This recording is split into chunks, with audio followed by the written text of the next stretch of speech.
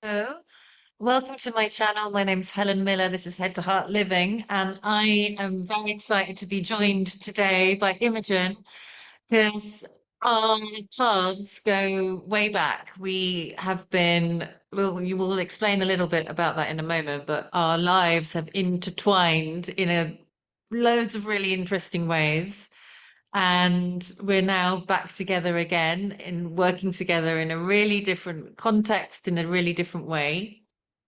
For the next half an hour, we're going to be talking about how both of us have made choices that are not conventional, that are not necessarily the 2.4 children, university degree career that we are often told we should be living, and how each of us, in our own ways, have where we've gone to in ourselves to be able to make those courageous acts or make those choices.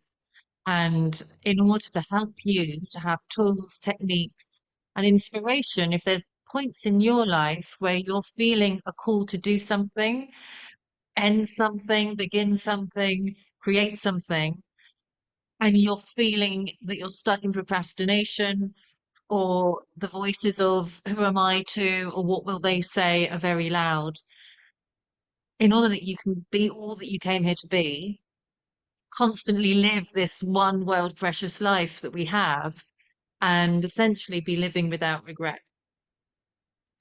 Leave it all on the dance floor, as a friend of mine says. So that's what we're here to do. And at the end, we are going to offer and launch our Summer Sizzler offer because Imogen and I are running a kick-ass retreat in September. So that is a special discount where you can save hundreds of pounds if you stick around to the end. Yeah. So first of all, over to Imogen, babe. Thank you for Hello, being Helen. here.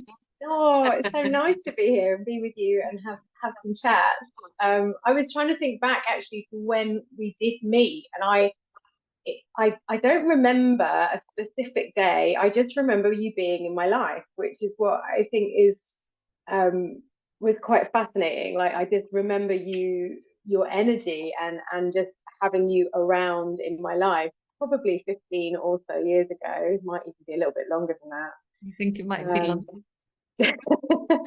um, and we crossed paths so many times in the world of entertainment when we were both on a very different path, um, working uh, in front of the camera together and off camera and behind camera. And then I remember that you came to me when I was deeply um, inspired by writing, and you recognize that in me because that's what you're really good at. Recognizing um, uh, positive aspects of other people's characters, and you came to me and you asked me to start writing some scripts for you, and then that was, I think, our first collaboration. Yes. Is my memory right?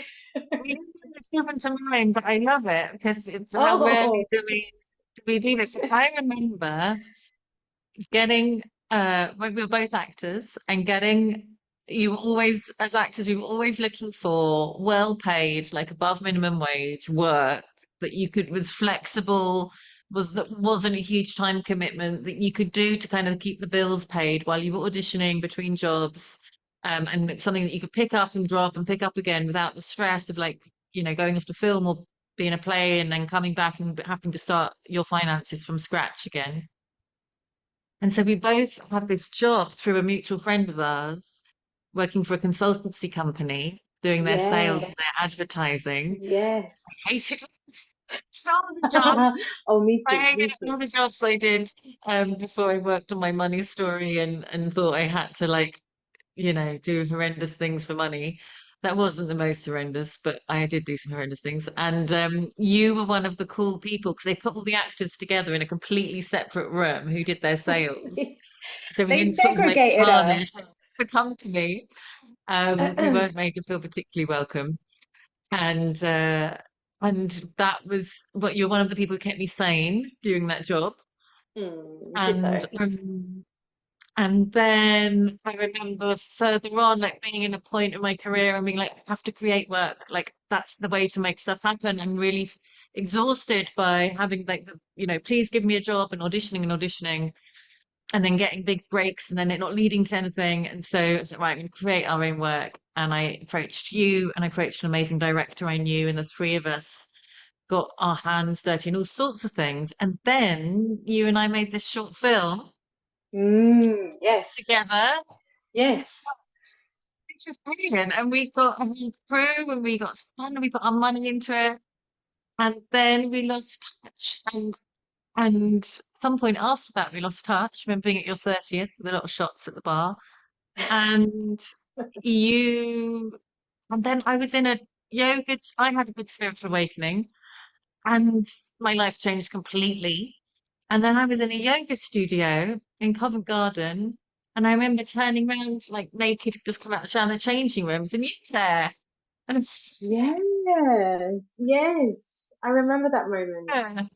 Uh, Hmm. and then that was when I was aware that your life path had changed. Actually, we worked together at another company in Holborn after that initial one. I forgot about that Yes. one. Uh, yes, we worked together, several companies. We made a film together. And then we found out we were both on spiritual paths. And then we've connected a few times in the lockdowns online. And then we ran a retreat together. And now we're back to run a longer retreat together. Yes. So many interlinks. The universe Anyway, keeps bringing us back together, which is wonderful. it's very good. It's obviously it's got the plan in store for our collaboration. And I think it's interesting when you change yourself so much, who sticks around and who doesn't.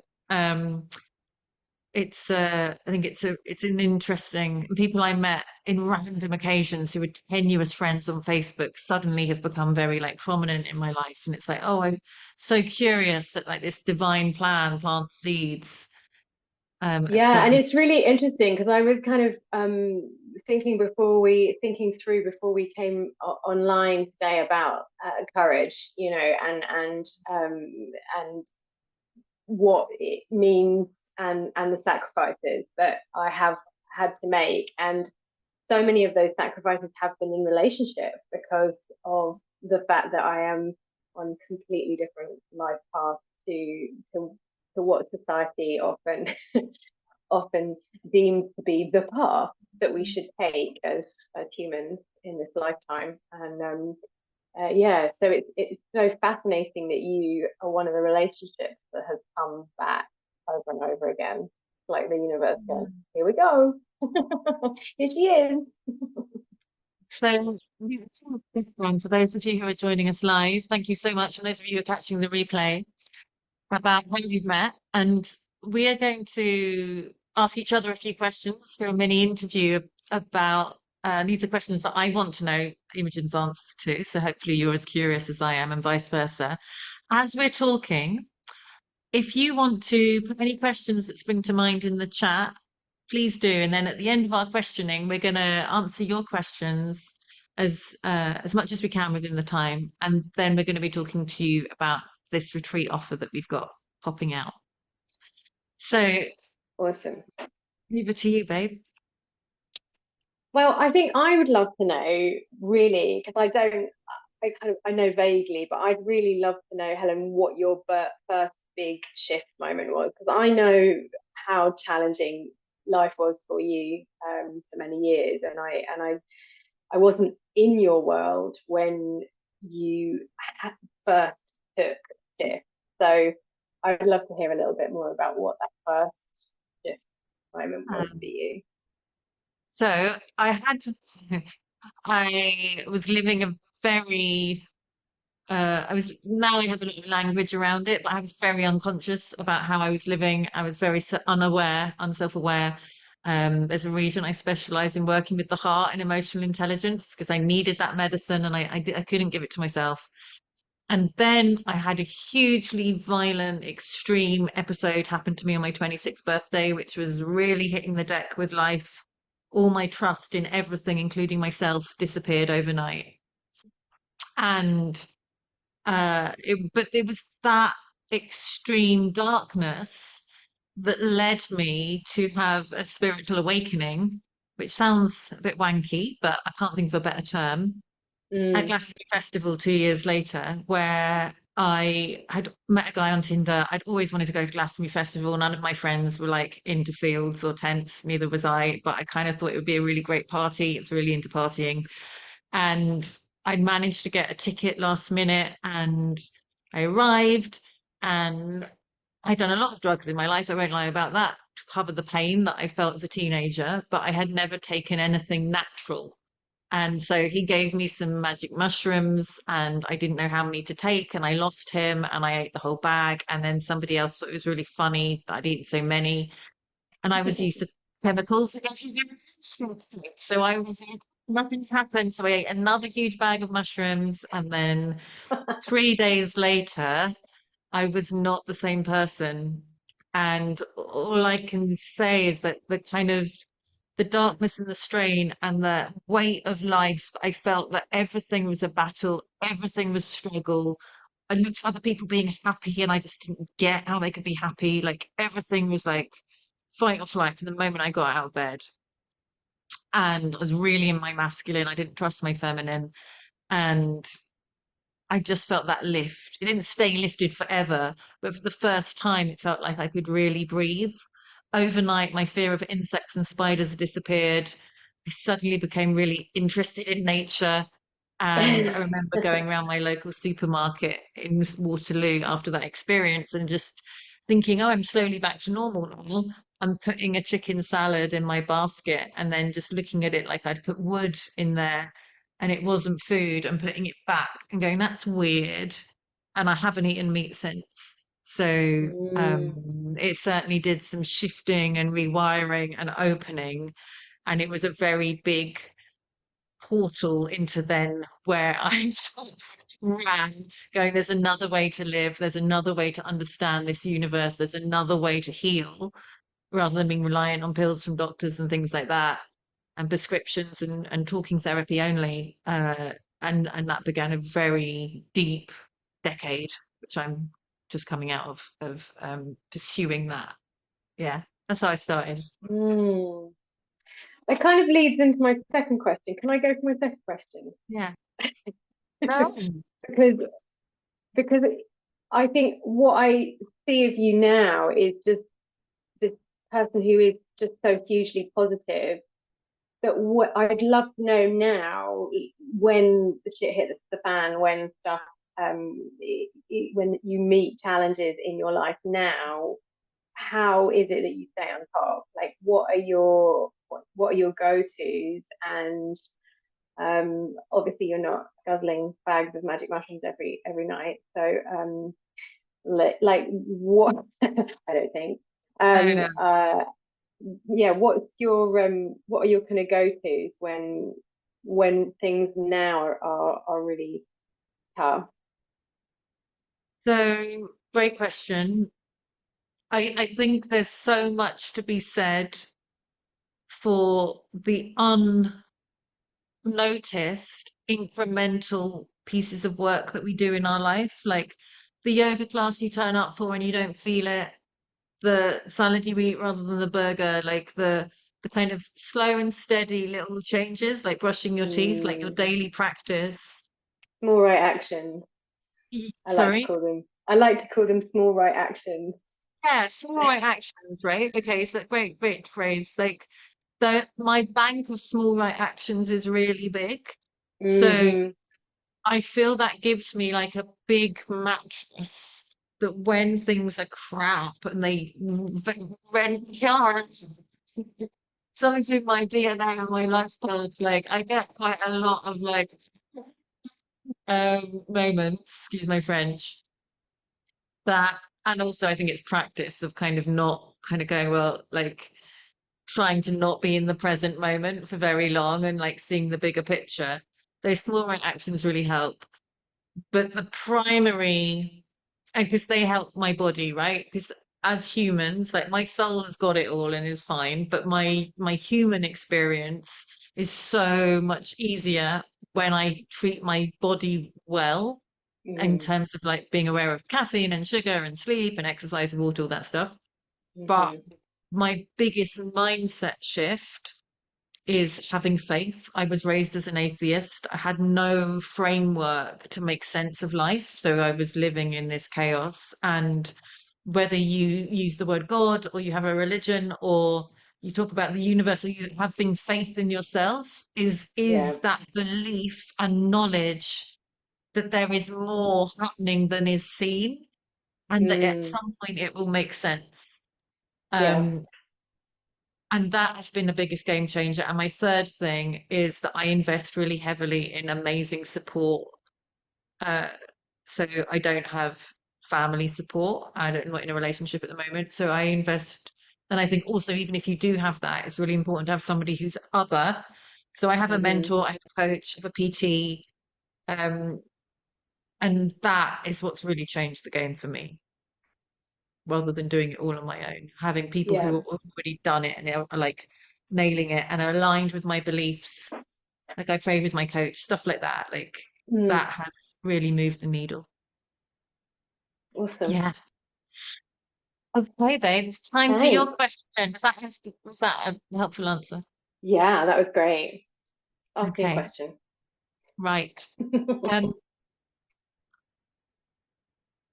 when you I'm looking at the wrong questions. What are the sacrifices that you feel that you've had to make in order to live a life? Like, firstly, like what are the qualities in your life now that you love? And what do you feel, if anything, you've had to sacrifice in order to create the life you've got now? Mm. Good Which is, question. for people who don't know, filled with global extraordinary travel to amazing places in a divine relationship with a beloved, handsome, affluent man with a beautiful dog, in a beautiful home in a beautiful part of the world. Like, I think you're Mm. pretty well. Oh, Doing what you love, getting paid well for doing what you love, right? I think yeah, I think the really for me now it's about contentment. I realized many moons ago that I had lived most of my life up to when I was 25 or so plus, like deeply distraught, and I hadn't allowed myself to be content with what I had. And I think, you know, understanding that what I want doesn't necessarily align to what society is telling me that I should do, like have a family and get married and have children and buy a house and have a job that gives me a really good salary and a pension, all those things I never wanted to do. Like it wasn't, I just never felt that it didn't switch me on. And so, in terms of sacrifices, I guess that sacrifices that I have made is what the main one probably being to not have children, and that's been a conscious choice. I've never really felt that it's where I should be going in this lifetime, and I still receive criticism all the time from people. Do you not want to try? Do you not want to do? Like this kind of like, did you not want to be a mom? Is there something wrong with you? These kind of questions that still I get thrown at me, even though I'm kind of heading towards the middle of my 40s. and I and it kind of fascinates me that people sometimes have the balls to even ask these questions.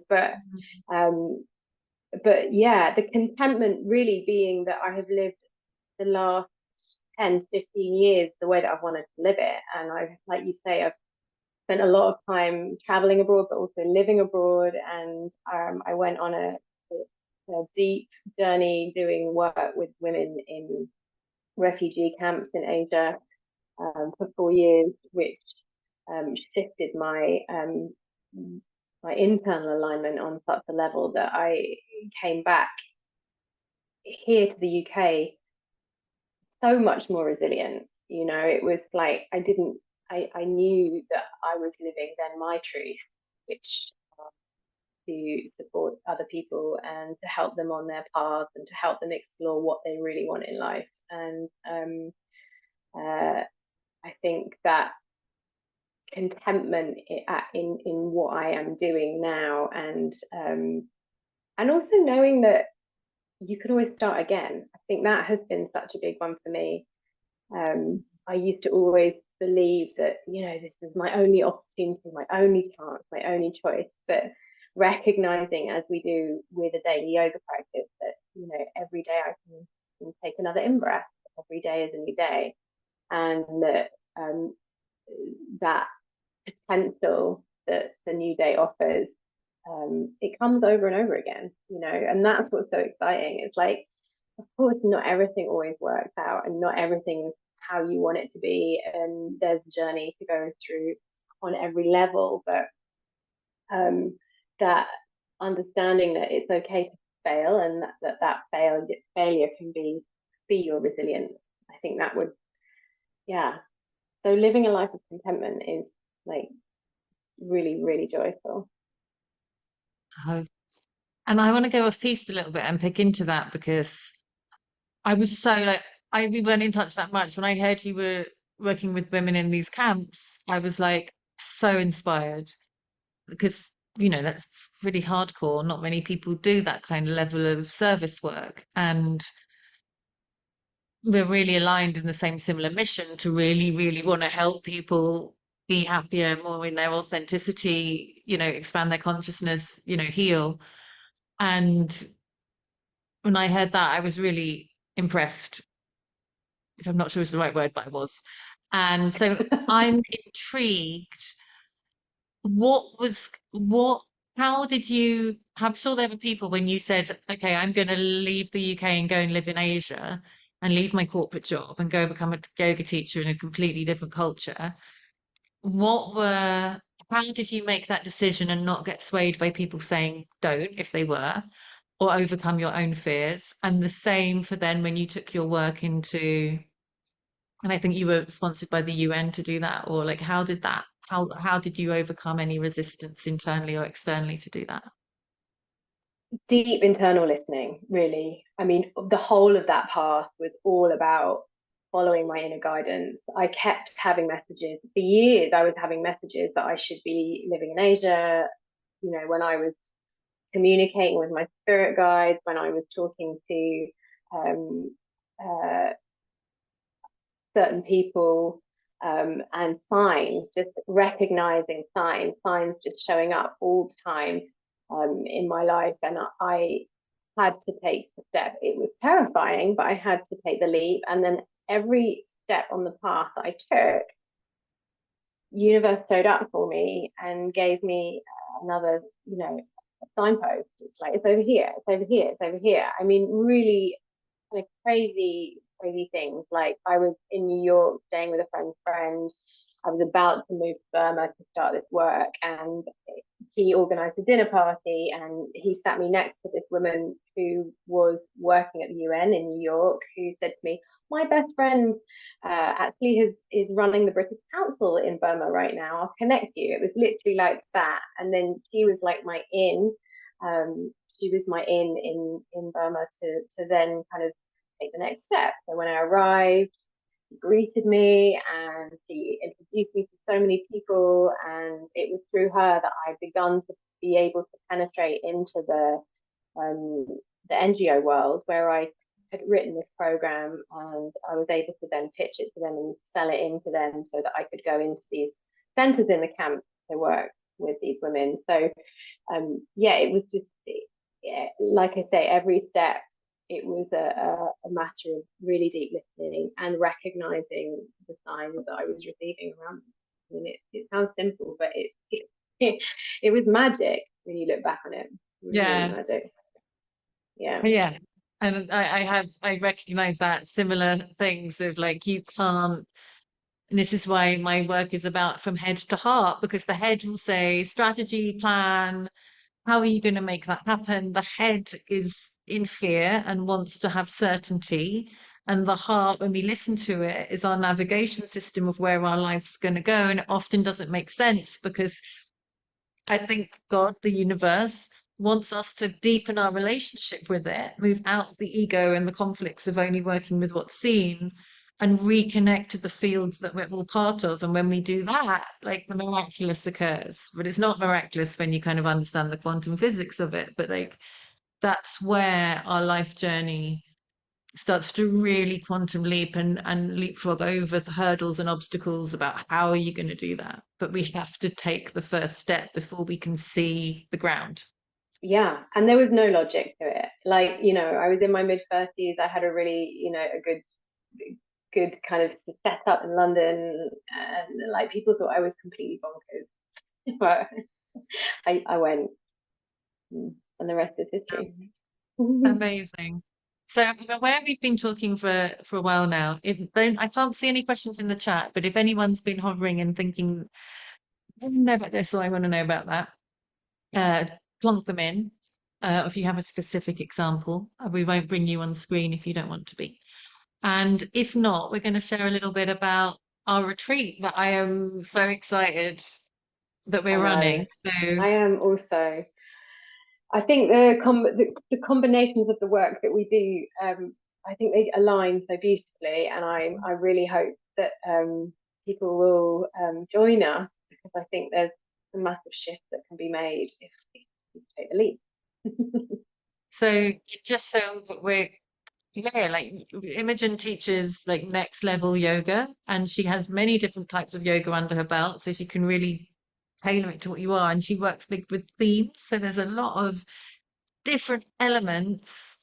It's like complete work of art, one of her classes, because like the music and the affirmations and the like every single part that you can think of and some extra bits have all been planned and brought together with such cohesion that it's a really holistic experience, whether you feel of yourself as a yogi or not. So um and as you can see from getting her vibe, and those of you who know her, like she brings so much to the table because of the life path she's on.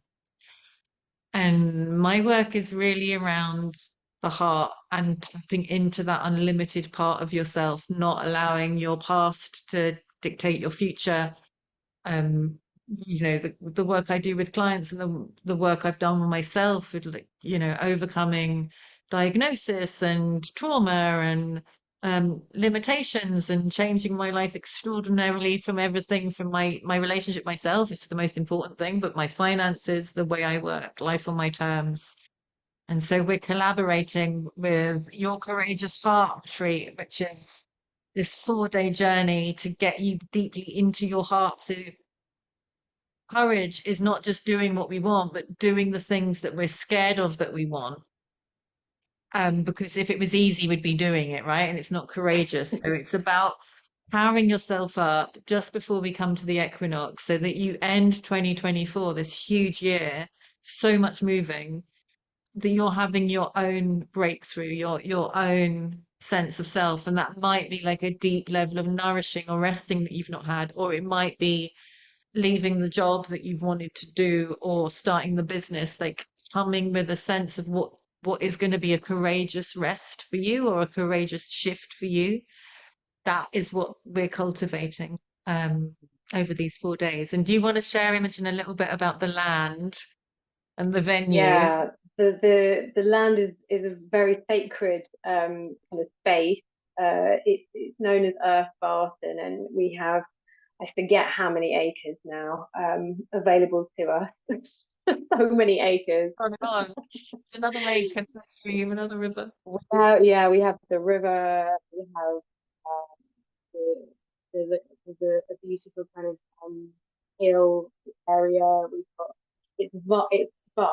I mean, it's really really vast, and it will provide for us space to really delve into our true nature, because we will be able to separate ourselves from daily life.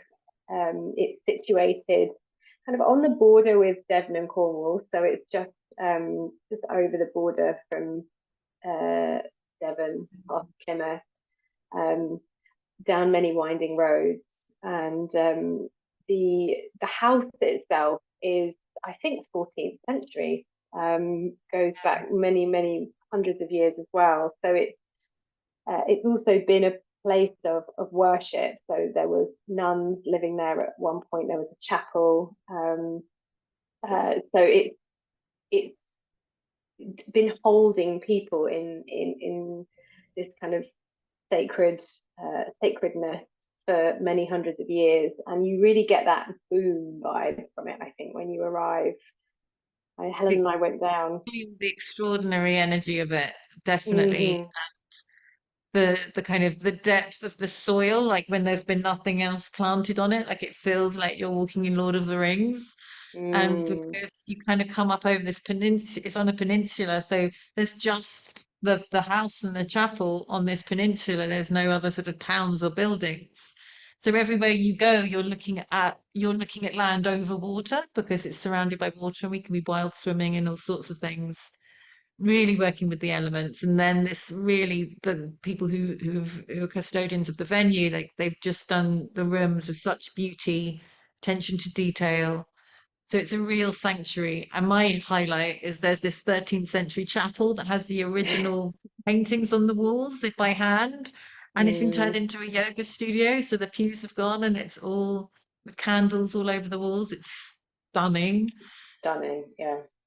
So it really will feel, in terms of rebirthing and letting go and renewal, our environment is everything. It's so difficult to make deep, significant change when you're in your habitual patterns in place. So I've always found extraordinary breakthroughs by going away to be with a new community to do that work, where you're not contorted or controlled by your normal life.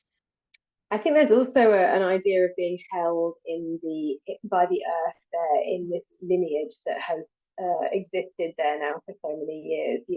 So much of the work that we do, Helen, is about being held. I think as well, and I think the history of the land and the space will do that for us.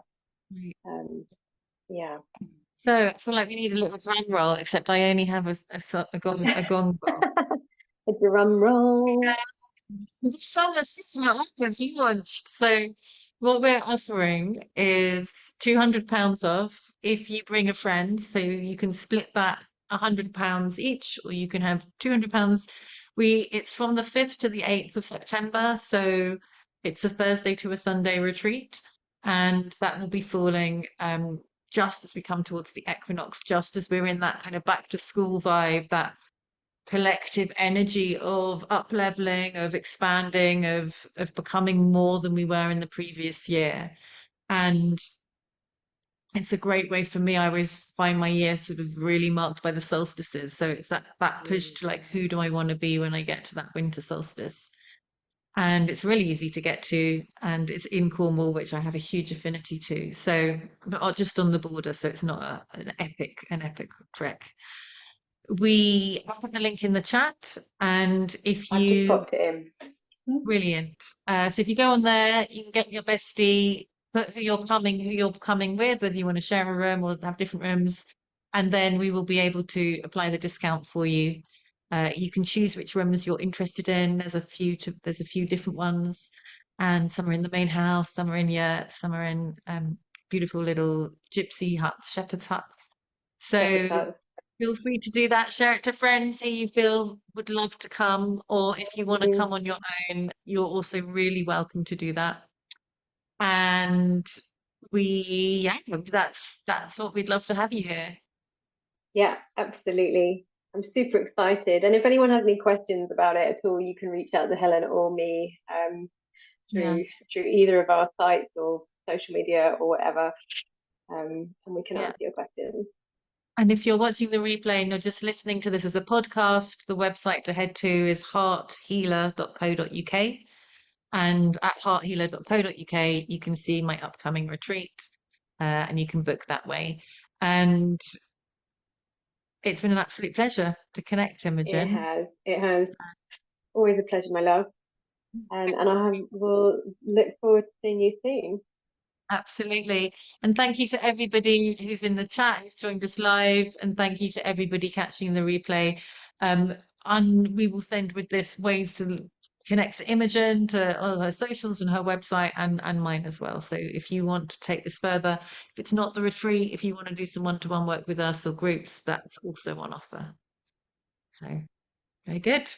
Brilliant. Goodbye. Okay. Bye bye. Goodbye. Bye bye bye.